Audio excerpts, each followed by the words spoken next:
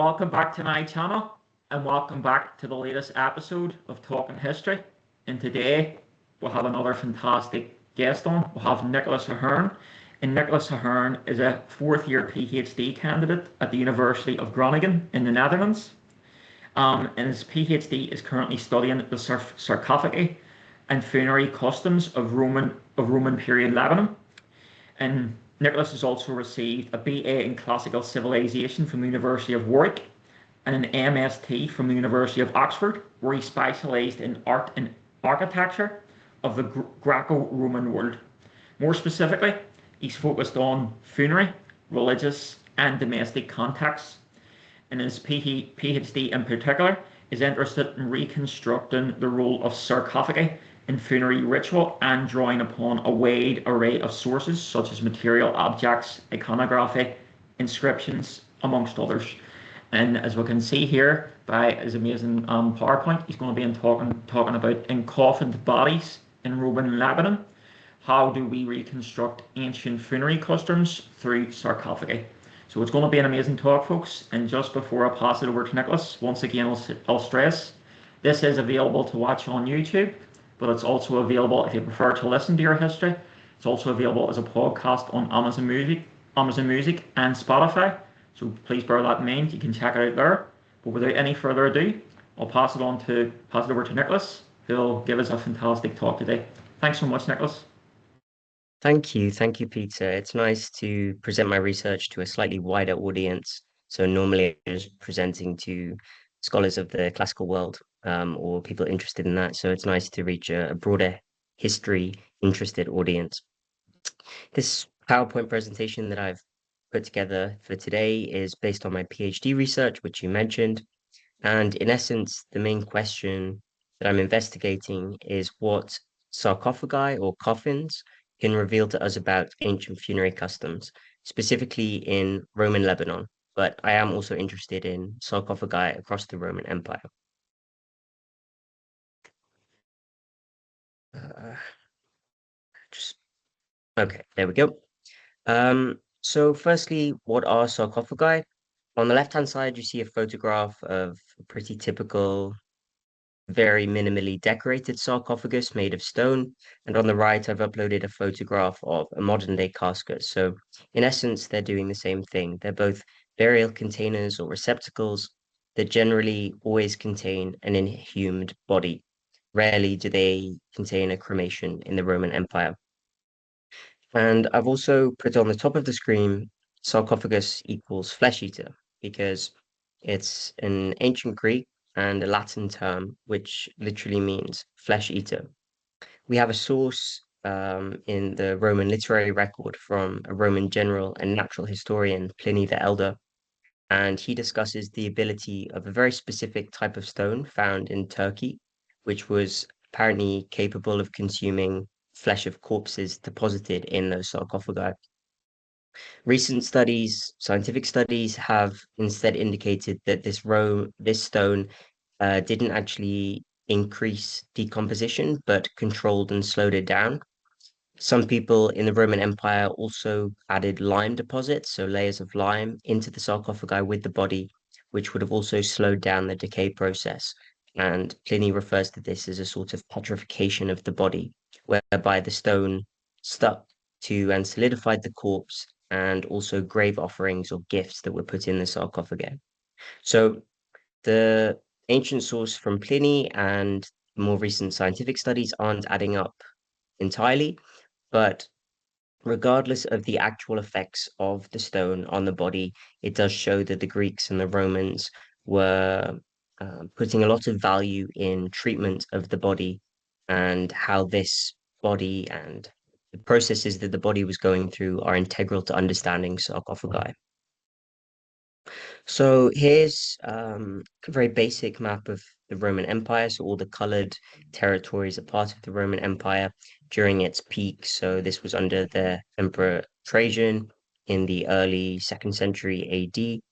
And on the right-hand side, you can see I put an arrow pointing to present-day Lebanon, which in my research I call Phoenicia. So this was the ancient term that was used in the Greek and Roman periods.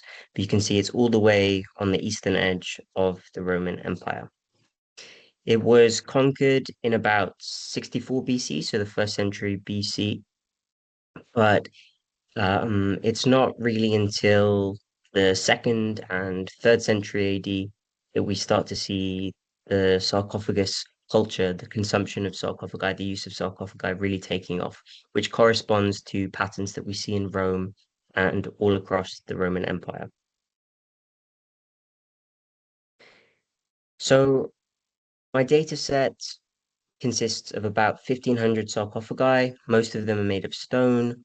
I also have a relatively high number made of lead, terracotta, and wood. Of course, the wood are very difficult to find because the material isn't preserved in the archaeological record.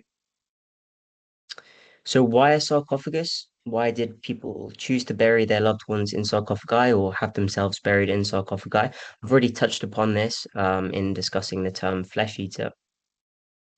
So in addition to containing and protecting the corpse, it was a very fashionable, highly esteemed um, tomb or type of tomb. So as I said, it was being consumed across the Roman Empire, so it was very fashionable.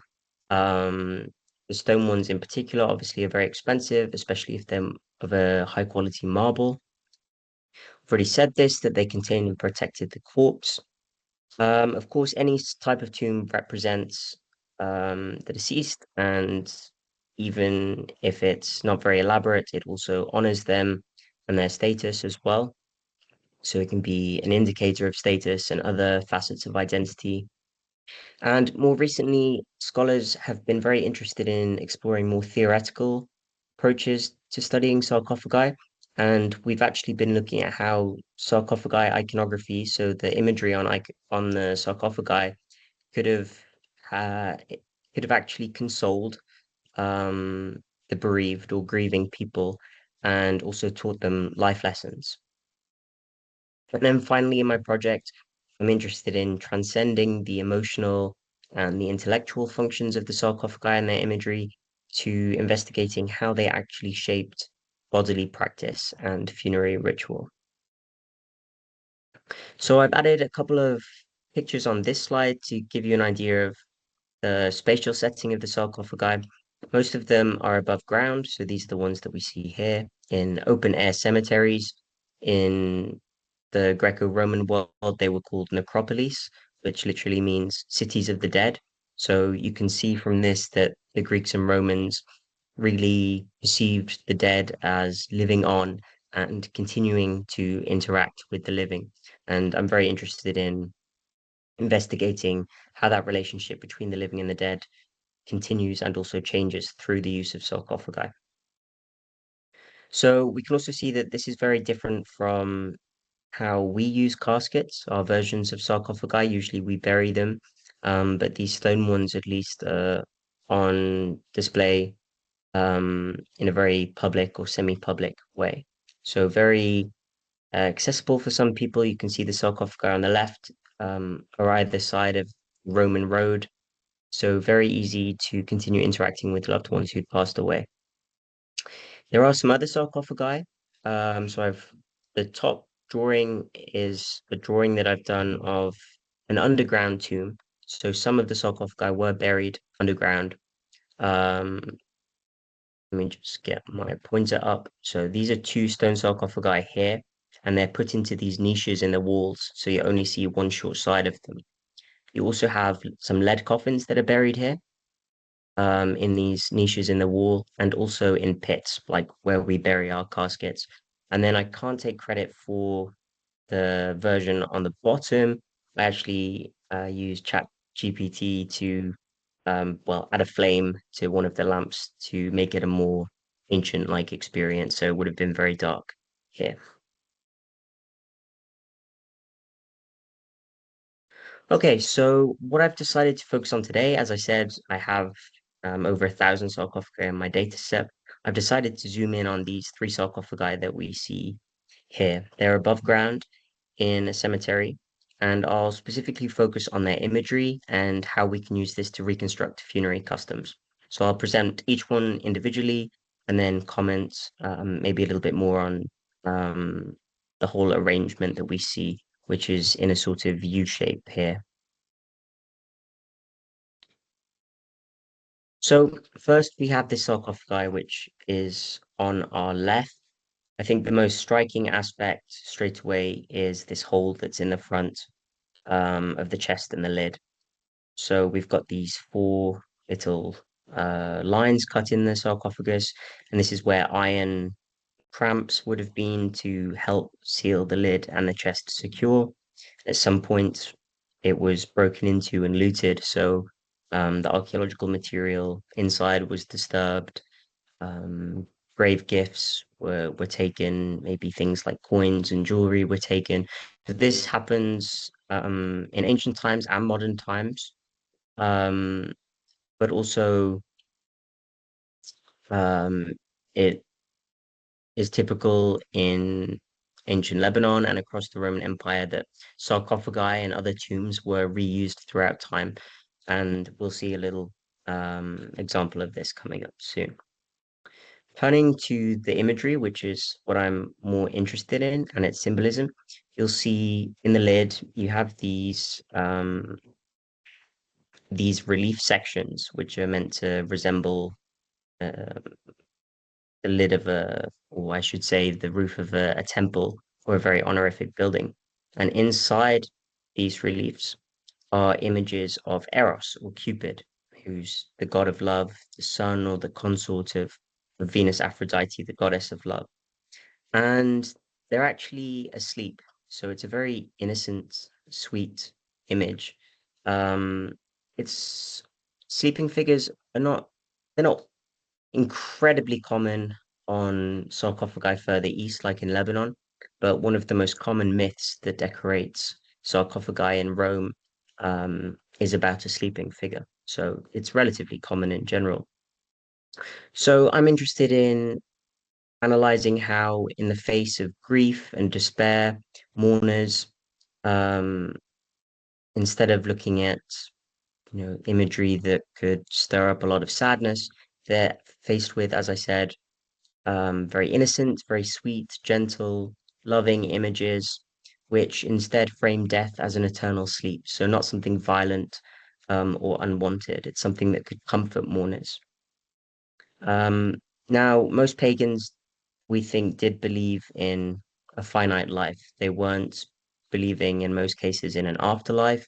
There were some um, people who had different beliefs who did believe in an afterlife, such as people who were initiated into these sorts of mystery cults. But most pagans, we don't have evidence for them believing in a real afterlife. This isn't really something that takes hold until Christianity rises, and in the fourth century AD, so a little bit later than the sarcophagi, um, the Roman state becomes Christian. So these sorts of images offer a nice euphemistic alternative for death as finite and separating the living and the dead. And on the other long side of the chest of the sarcophagus, we have an inscription. And this inscription is actually Christian. So it says stone, which means of the faithful in ancient Greek. And at either end of the inscription is a cross. So if we couldn't already infer from the inscription itself that it was Christian, these two crosses, which likely belong to the same phase as the inscription, are another indicator of the Christian faith. So this is a really interesting sarcophagus because, as I said, death as sleep is not something that pagans actually believed in, but I think this could have been a really nice resonating image for the Christians who later inherited and were reusing this sarcophagus because this inscription dates to a later phase of use. So it's a really nice example of how pagan imagery was reappropriated and reinterpreted throughout time. The second sarcophagus that I want to discuss is on the right-hand side. Um, So even more so with the lid of this sarcophagus, we'll see that it looks like the roof of a temple. So we've got these ridges and this tile-like design on the top of the lid, some nice vegetative ornamentation running around the edges, and design in the short sides of the lid, which we'll come back to in a little bit more detail soon. But it's basically a shield with the head of Medusa on the inside. And we can see these little sleeping Eros or Cupid figures again in the relief of the lid.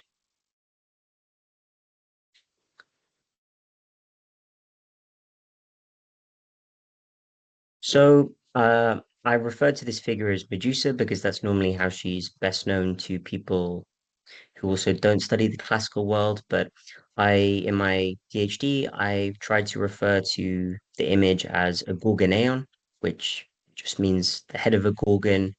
That's the scholarly term that we use. And the most famous gorgon is Medusa. And in modern times, at least, Medusa and the other Gorgons are mostly perceived as being framed as being monsters with snakes for hair, capable of turning those who look in their eyes to stone. But Medusa was once a woman who, according to Greek myth, was a victim of the gods and she was cursed. So she was cursed by the goddess of wisdom and battle strategy, Athena, to have the head and the qualities of a monster in the eyes of the Greeks.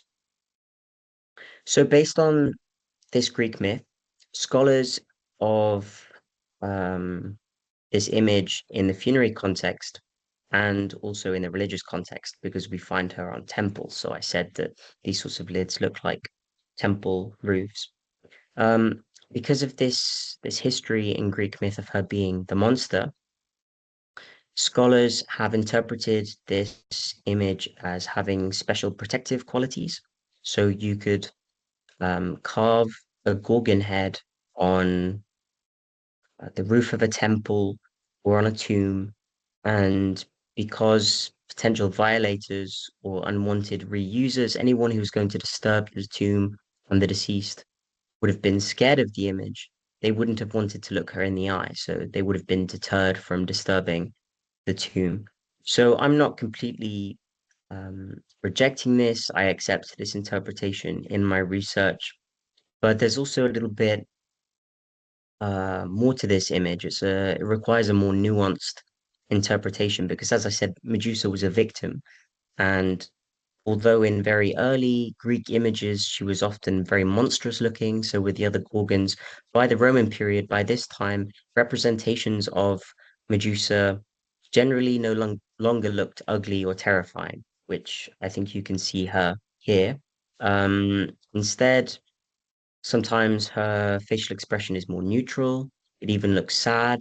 This one, I think, looks quite watchful. So she's looking towards her left as if she's expecting a danger, like the real Medusa was a victim to. So she's actually also, a very layered or multifaceted figure who could have several meanings all at once.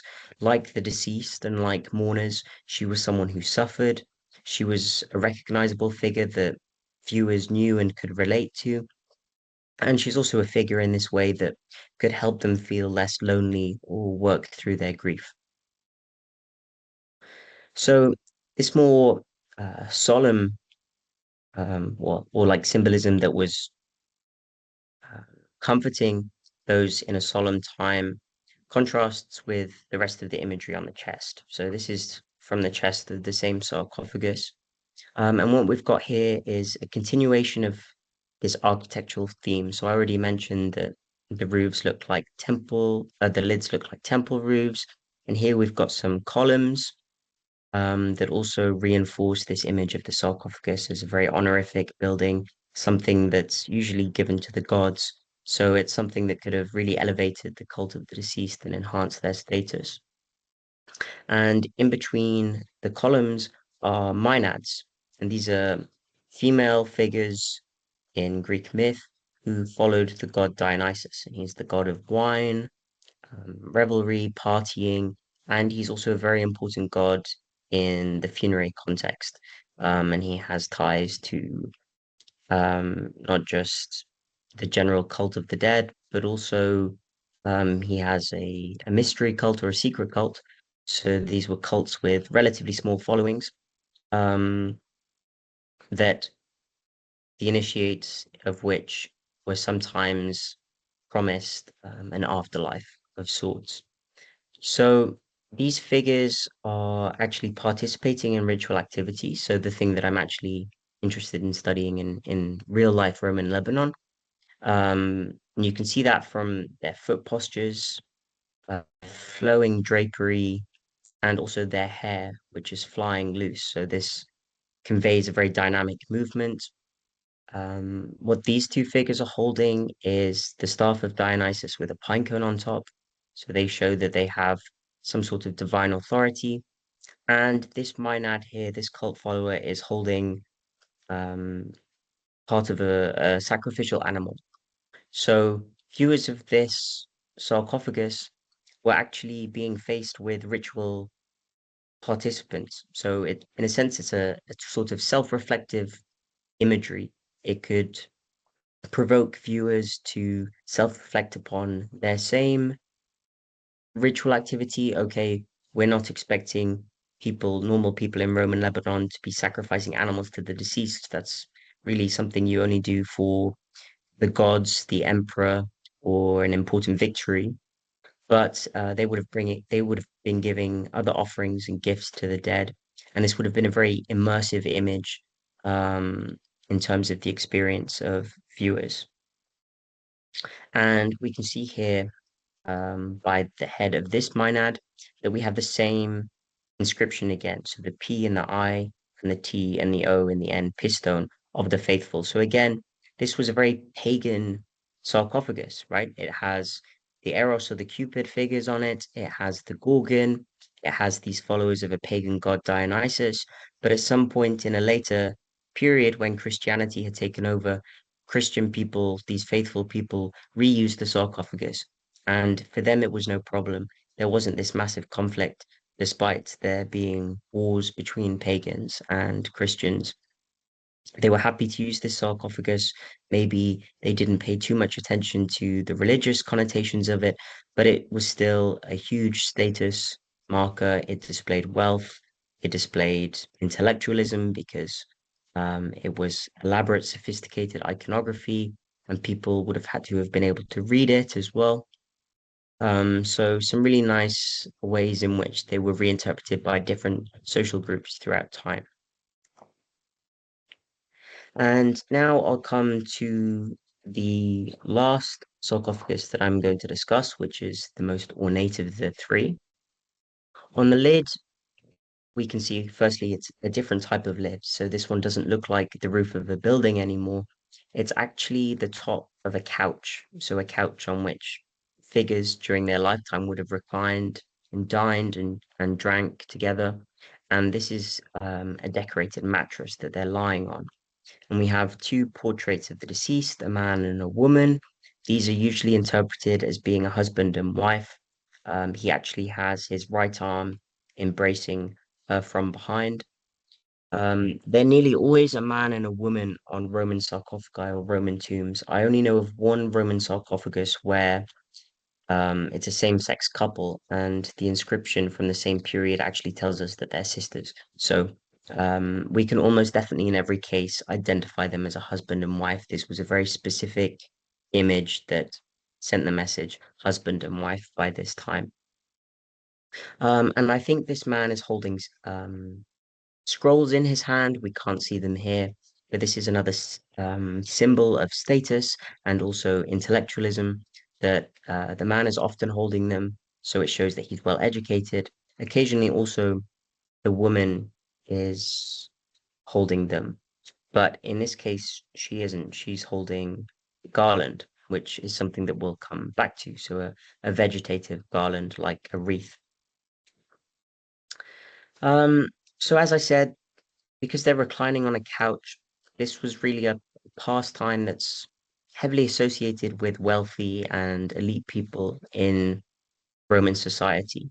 So it's where servants would have come to serve them at dinner parties that they hosted during their lifetime. But now, when mourners are walking towards this sarcophagus, they would have been bringing different types of food and drink. The food and drink that they're giving as offerings or gifts to the dead, such as wine and fruit and bread are also common gifts that they receive. And the spatial setting of these sarcophagi is actually quite interesting for this reason, because this U shape that I referred to earlier is actually the typical shape in which Greeks and Romans would have feasted and had their parties in elite and wealthy households. So these portraits of the dead are actually echoing the spatial arrangement and how they would have experienced food and drink offerings during their lifetime. You can't see it here, but there was also a decorated mosaic that was beneath these three sarcophagi. And mosaics are very common in Roman domestic settings. So this really would have been, like another home for the dead. And it would have, I think, um, maybe only subliminally, but encouraged visitors and mourners and loved ones to recall domestic memories that they shared with the dead. I also think this would have been a particularly evocative experience for slaves or servants. These are obviously wealthy people who could afford this sarcophagus. So when the slaves or servants were coming here to pay their respects to their deceased master and mistress, they would have been coming, carrying their garlands, their food, their drink, and offering them to the portraits in the exact same way that they would have been offering them to the master and mistress during their lifetime. So a very evocative and intimate experience, I think. Also, these portraits, so far the decoration that we've looked at is what we call relief. So it stands out, it's closer to the viewer than the back of the surface of the stone. But these are three-dimensional portraits. Sometimes their backs are a little bit flat, which we may see later, but they really are they're three-dimensional, they're about life size, so they really are substitutes for the dead.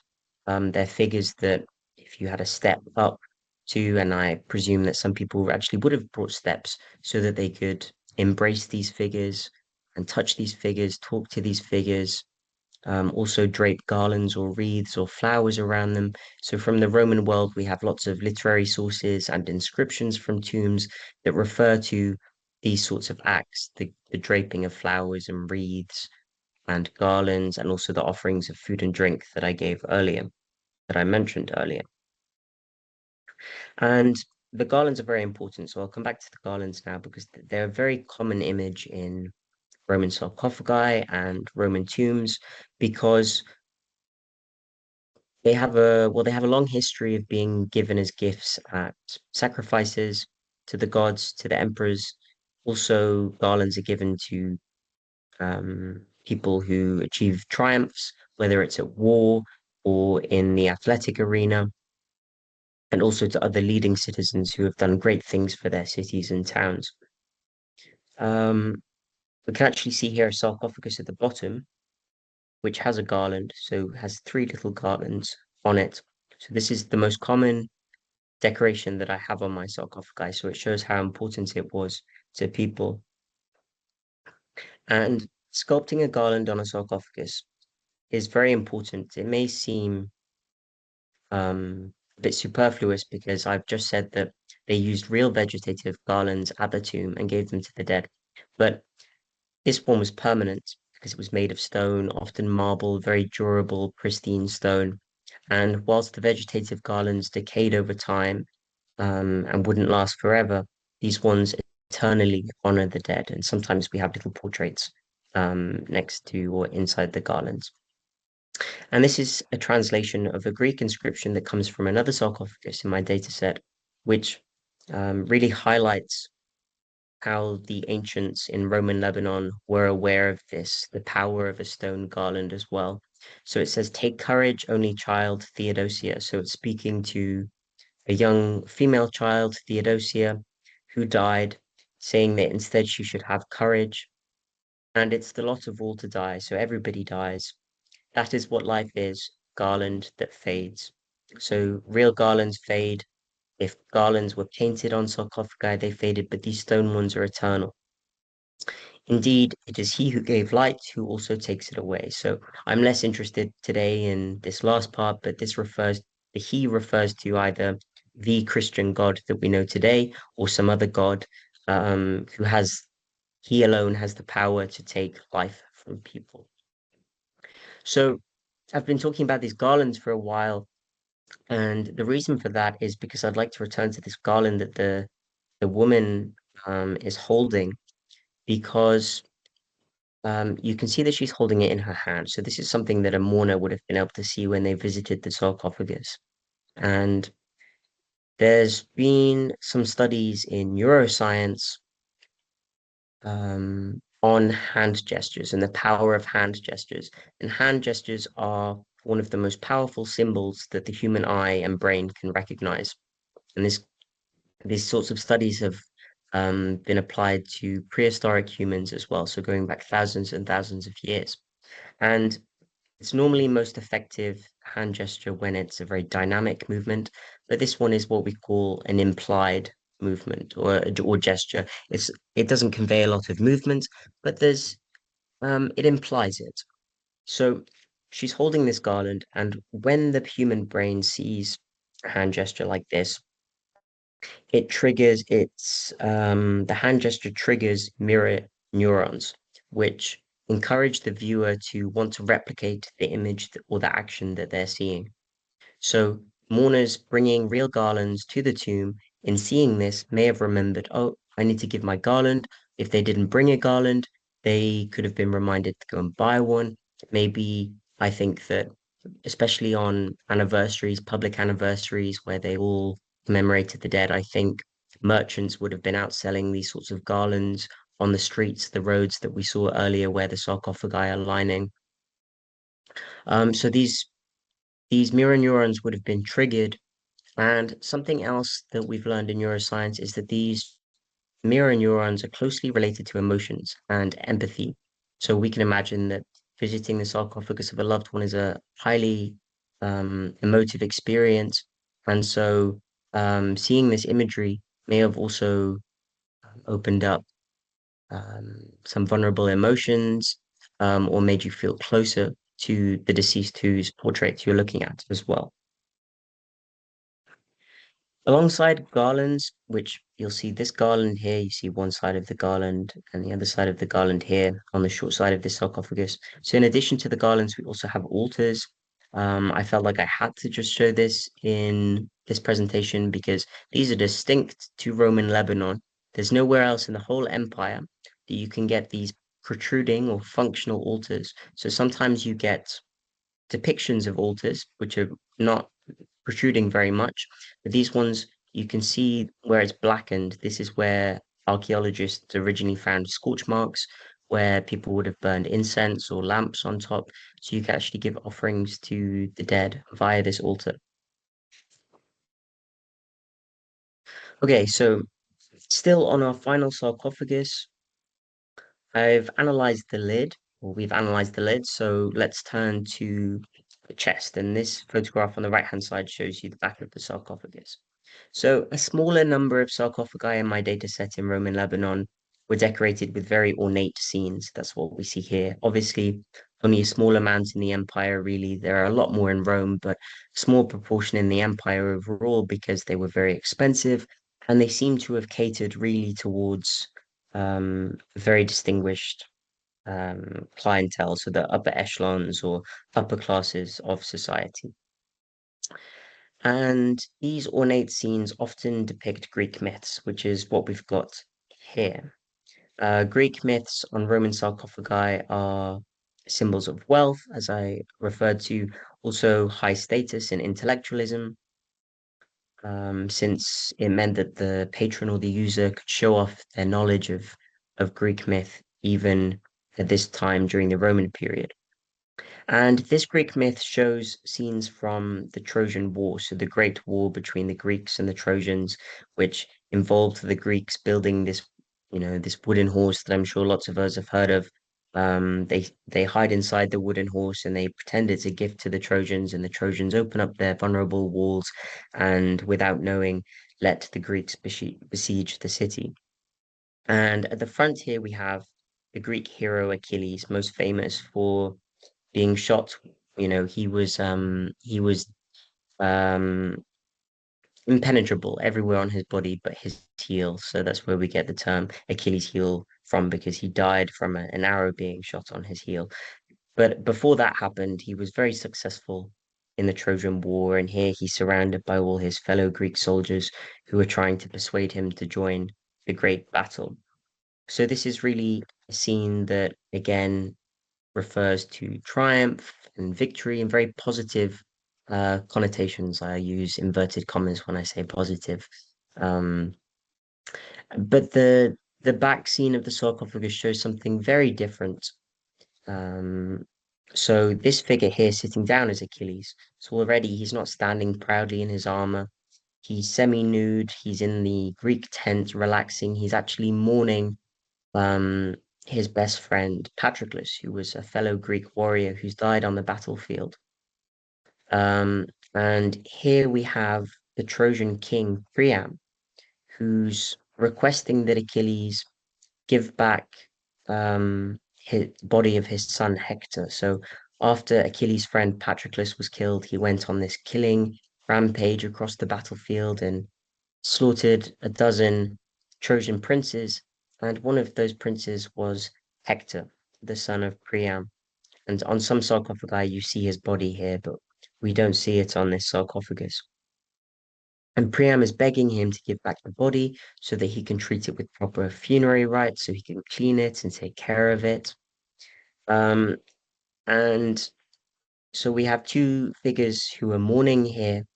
A very powerful scene that would have evoked mourners to relate to these figures, would have helped them work through their grief.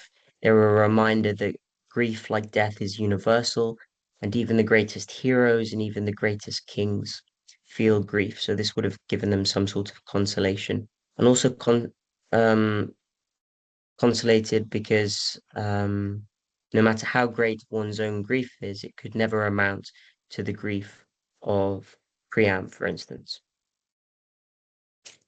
So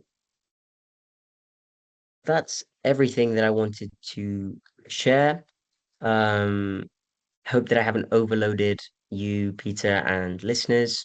But to briefly summarize what it's like uncovering sarcophagi and funerary customs in Roman Lebanon, I would say that the sarcophagi or coffins reflect values that were held by inhabitants across the empire, so from Britain to Egypt to Lebanon and Syria, but other ones were distinctly resonating and used by locals in Lebanon, such as the altar that I showed you, which was protruding from the sarcophagus.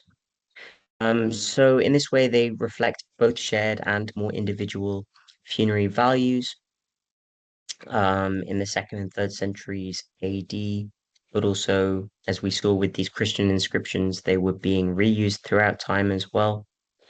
They were very sophisticated ways to enable communication between the living and the dead to continue, to be reinterpreted. And of course, they were often expensive, permanent ways in their stone materiality. And their iconography, which is what I specialize in, was particularly sophisticated and allowed intimate communication between the living and the dead, which I've hoped to show you today was actually capable of stimulating emotions, thoughts, and even bodily action within funerary ritual. So thank you for listening. That's everything that I have to say for my PowerPoint. Absolutely amazing, Nicholas. I was so intrigued. I was actually wanting more. As somebody who, like me, who focuses on um, late modern British history, Yeah. this was so interesting. And even the stuff about like Medusa being cursed and all, I didn't know that Hmm. whatsoever. Do you know what I mean? And it brought a whole lot of different meaning to me that I actually want to go out and do a bit of iconography research. It's actually super cool. The only time I've really came across this is when it was or iconography research was when I was doing like undergraduate when I was discussing a module regarding Martin Luther's Protestant Reformation and about how like various symbols and stuff can be, but this took it to a whole new level, and it was actually so amazing how you portrayed like the values and even the emotions coming from the sarcophagi. So first of all, thanks very much. I really appreciate that. It was literally so interesting. I'm actually really intrigued, and I'll probably, well, I do watch it, my own videos anyway, but I'll be watching this over and over again because it was so interesting. So first of all, thanks Thanks. so much. And another point I'll say, this has Mhm. always amazed me as well, is the artwork that actually goes into like making these things. Even today, it still must be hard, but with like the technology and stuff back then, it's actually amazing. So it's actually baffling but so intriguing. So thanks so much. But just a wee quick two questions, if that's okay. The first one Yep. is you probably already explained it throughout your talk there, but what actually got you interested in this area of research? Um, well, at first it was a little bit by accident, because university was actually my plan B. And I studied history in school, so I actually went to school in Waterford in Ireland. So yeah, um, so I'd done um, history in school, but very little on ancient history. And so I was just encouraged to pick something I liked. So I picked archaeology because I always liked finding things, objects. Um, and then once I was doing my BA at Warwick, I had so many amazing professors there, and I became interested in iconography. As you already referred to, the really interesting symbolism that an image can have, how important that is in the ancient world, because literacy levels were very low then. So most people wouldn't have been able to read properly or fully. So they were, they're the equivalent of mass communication that we have today in terms of mass production, whether it's newspapers or social media, technology, that sort of thing. It just often looks a lot prettier and more sophisticated and intellectual from the ancient world, or at least it does from a scholarly and outsider perspective, as you alluded to. Um, yeah, and then in terms of the funerary sphere, a lot of the art or the iconography that I had been looking at in my degree, or even both degrees, really was what we call state art or iconography. So, a lot of triumphal monuments set up by the state or leading institutions, statues of the emperor, images that are often framed and interpreted as propaganda, and in most cases, they were propaganda or political tools. And I love analyzing all iconography in the ancient world, but with the funerary sphere, you get something so intimate and human, which was just unprecedented for me, and that's really what took me in. And then when you can actually start talking about, once you have the evidence to back it up, and which I couldn't go into great detail today, but once you can really start to reconstruct how they could make you feel and think and act. That's just fascinating to me. And kind of to reverse what you said, studying the ancient world has actually made me more interested in our world because I think it's very easy, as an outsider, as a modern person, to be fascinated by history. But I guess the two of us are very biased. Um, and I have to say, somewhat shamefully, that I before my degree, I didn't take much of an interest in, more modern politics, economy, that sort of things. But because I've studied it all from an ancient perspective, I'm now a lot more invested in the modern world because I see so many connections, so many continuities, and that it really is fundamentally the same thing. Um, we have the same human conditions. We just have, like grief is universal, right? But the way you mourn, the way you respond to it is slightly different in different societies. But yeah, just to, as I said, reverse what you said, um, studying classics and iconography, for example, actually made me see loads of connections in the modern world. So you study Thatcher quite a bit, don't you, Peter?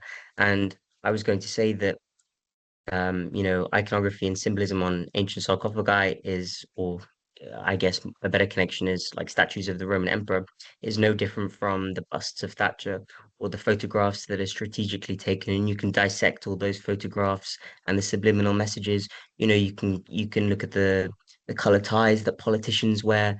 You often get the conservatives wearing in the UK, sorry, wearing a red tie, and the Labour sometimes wearing a blue tie may be less common, but all, are they playing with some subliminal messaging there? So, yeah, it's really nice to see connections between both ours and the Yes. ancient world. But what you were saying there, it's like it really struck me, and I'm sure like we're completely different opposite sides of the like historical and classical spectrums, as you've emphasized there, and that's why I've put this channel up and podcast out there, is to get whatever discipline you're from, as long as you take like a historical perspective. So whether it be classics, history, literature, anthropology, etc. It really bring, and you can see how they overlap. And I know you mentioned Thatcher there, and me is right. I'm not saying I'm a complete expert in Thatcher, by the way, but Thatcher did put a lot of emphasis on icons and symbolism, especially within Downing Street. She made sure it wasn't just fake portraits up there. They had to be the real ones and stuff. And even busts and stuff of like key people throughout the like Wellington and all, you know, like famous British figures. And I'm sure if you were to really delve deeper into that, there would be a lot of like the people you probably mentioned there in your talk could be of like possibly usually inspired modern leaders and stuff. And as I say, it's so important. And honestly, it was super research, absolutely amazing. And just the Thanks. final question for me is sort of building on, and you were sort of mentioning about getting into like looking at more modern stuff. But is there Mm. any other areas of research, whether it's linked to this or elsewhere, that you're actually looking at doing? Um, well, as you mentioned earlier, I am also writing some papers on um, the Roman domestic sphere. So, analyzing how, yeah, mostly iconography, but also the use of space was Mm, shaping people's experiences in Roman houses. Also, religious spaces or religious mm, cults is something I'm interested in. So, there's a lot of overlap there with funerary material. Um, a couple of things that I've already mentioned in this presentation that I'm interested in pursuing definitely in the future is unpacking representations of the Gorgons a lot more. I think mm, um, mm. the evidence in my thesis is really interesting and has asked me a lot of, has provoked me to ask a lot of new questions about that. And also, I referred to these sorts of mystery cults, so secret cults in the Greek Mm. and Roman world that had a small but very loyal following, and many of them promised an afterlife of sorts. There's one called Mithraism, which was very, very loosely based on an Iranian cult, but was um, set up by or set up in the Roman Empire, really taken on by the Roman military. So it was a secret cult for the military. And they have some really interesting imagery and material evidence that I'd be, yeah, interested in applying these more theoretical approaches to them. That sounds absolutely amazing. And just like looking at your pictures there, you don't even have to like just say what you say. You can already tell by those pictures throughout like how dedicated you are as a researcher, for instance, to have to go to those places. And one final point for me, I sort of went in my head. That drawing, by the way, that you did, it's Mm, absolutely amazing.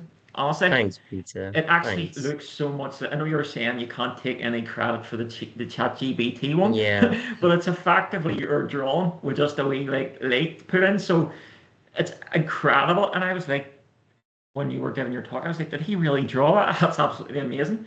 Um, but yeah, first of all, I want to just say, folks, I'm sure you have been very much like me today. Absolutely love that talk. And if there's any researchers out there and stuff, any publishers or whatever, are looking to get in touch with Nicholas about various aspects of his research, please don't hesitate. I'm sure Nicholas would, because it is absolutely amazing. So please contact Nicholas for that. But also, whatever scholar you may be, whatever discipline your background you may be from, as I mentioned, anthropology, classics, history, archaeology, English literature, etc. If you have a history story to tell, we'll tell it for you. And we're always available on YouTube, our website as well, and also our podcasts. But just to finish off, I want to really thank Nicholas for his amazing talk today. It was absolutely amazing.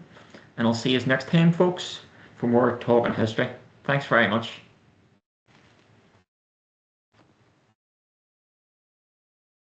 Thanks, Peter. Thanks for your kind words. That's really nice. I just stopped it there. I stopped recording, Nicholas.